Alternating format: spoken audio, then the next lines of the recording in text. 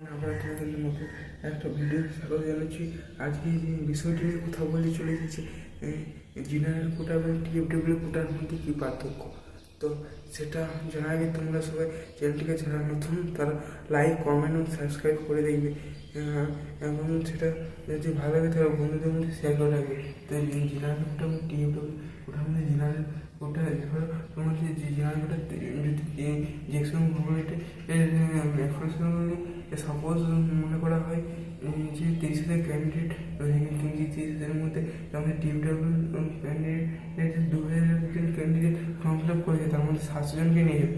700 জনকে যে নেওয়া হবে তো তাদের মধ্যে কাদেরকে দেওয়া হবে, তো সেটা মনে হয় যে কাদেরকে দিয়ে হবে সেটা যাদের র্যাঙ্ক খুবই ভালো এসেছে না, ধরে নেবে যাদের র্যাঙ্ক 700, যাদের র্যাঙ্ক খুব ভালো এসেছে তাদেরকে নেওয়া হবে এবং নেওয়া হবে।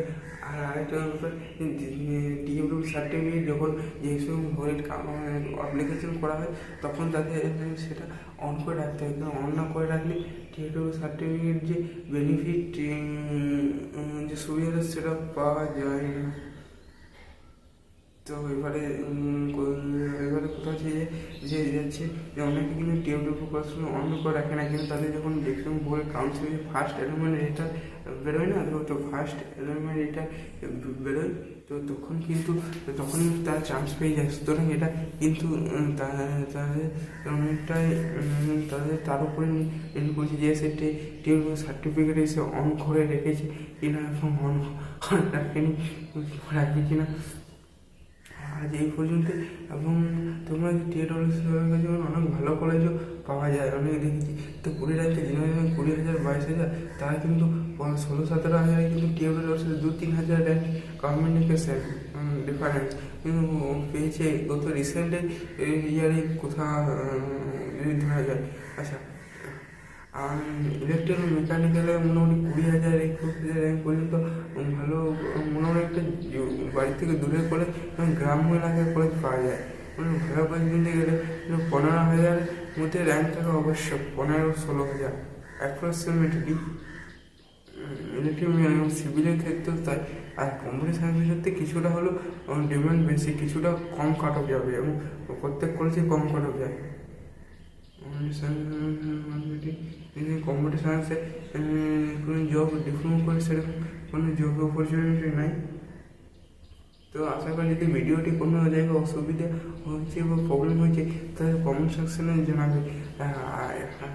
এবং এটাই বলেছিল জেনারেল কোটা এবং টিআরডব্লিউ কোটা মানে পার্থক্য কি। জেনারেল কোটা সেই টিআরডব্লিউ কোটা টাকা যেসব কাউন্সিলে কী কী সুবিধা উপলব্ধ করেছে। তো আশা করি ভিডিওটি ভালো লাগে, অবশ্যই সাবস্ক্রাইব করে রাখবে এবং পাশে থেকে নোটিফিকেশনটা অন করে রাখবে, তো পরবর্তী আপডেট এই চ্যানেলকে পাওয়ার জন্য। তো অসংখ্য ধন্যবাদ ভিডিও দেখার জন্য। ঠিক আছে। Hi guys, I am Vishweku. Welcome to my back to my YouTube channel. আজকে যে বিষয়টি নিয়ে কথা বলেছি যে 2024 কি সরকারি কি টাকা নিয়ে ভর্তি না জানলে ওরা মুশকিল। গত বছর রিসেন্ট একটা ফেক একটা ভুল দিকে একটা খবর উঠেছিল যে 1 লাখ টাকা দিয়ে নাকি সরকারি পাওয়া যেত। কে বলেছে এবং কী বলেছে সেটা জানার বিষয় নয়। তো এখন কথা হচ্ছে যে এটা কিন্তু সম্পূর্ণ ভুল এবং সম্পূর্ণ ফেক ধারণা। মানে এরকম করে অনেকের কিন্তু টাকা চলে যাচ্ছে এবং সরকারি টাকা দিয়ে ভর্তি হওয়া যায় না। কাউন্সিল কিন্তু কোনো সেরকম প্রাইভেট করে দিয়ে যে যাই বা বলুক তোমাদের কিন্তু কোনো কারণের দরকার নেই, সে ওরা বলতেই পারে। তো যেটা হচ্ছে প্রাইভেট কলেজে যদি ভর্তি হতে চায় তো অ্যাট লাস্ট যে 10টি পলিটেকনিক কলেজ রয়েছে তার মধ্যে হতে পারো। তো সেটা যাই বা হোক, সেটা যে ডিস্ট্রিক্টে বাস করে সেটার উপর নির্ভর করবে অবশ্যই। আর যেটা বলা হচ্ছে যে কথাটা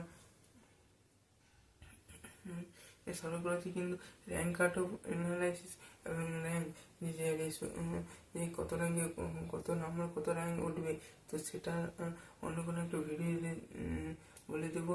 এবং যেটা জেনারেল র্যাঙ্ক এবং কম ইলেকট্রিক্যাল মেকানিক্যাল 22,000 23,000 অ্যাটলিস্ট, তার বেশি র্যাঙ্ক কিন্তু সরকারি পাওয়া যায় না। এবং কম্পিউটার সিএসসি এবং র্যাঙ্ক কিন্তু অল্প কম র্যাঙ্কে মোটামুটি 16 বা 17 হাজার এর বেশি র্যাঙ্ক হলে এই সিএসসি গভর্নমেন্ট কলেজ পাওয়াটা খুবই অসুবিধার সম্মুখীন হয়ে পড়ে, খুবই অসুবিধাজনকই বটে। তো ঠিক আছে, তোমরা এই ভিডিওটা অন্য যে গ্রুপ আছে সেগুলোকে শেয়ার করে দেবে। আর কোনো গুজবে কান দেবে না, কারণ সরকারি কলেজে ডিপ্লোমাতে ভর্তি হওয়ার জন্য কোনো টাকা দিয়ে কোনো কেউ গভর্নমেন্ট কলেজে ভর্তি করে দিতে পারে না, এবং সেটা সম্ভব নয়। আশা করি যদি ভিডিওটা ভালো লাগে, যে এটাই দিয়েছিল। এবং পরবর্তী আপডেট এই ডিপ্লোমা সেমিস্টার যে ফার্স্ট এবং থার্ড যে স্পেশাল সাপ্লিমেন্টারি এক্সাম বাসন্তীকারের পলিটেকনিক কলেজ এবং এইচএসবি, এই দুটো পলিটেকনিক যে টাইম টু রুটিন, তো সেটা অন্য কোনো ভিডিওতে একটা দেখা হবে। আপাতত এই পর্যন্তই। সবাই ভালো থাকে, সুস্থ থাকে এবং welcome to my back to my YouTube channel বিশ্বের কোর্সের পাশে থাকে। অসংখ্য ধন্যবাদ ভিডিওটি দেখার জন্য।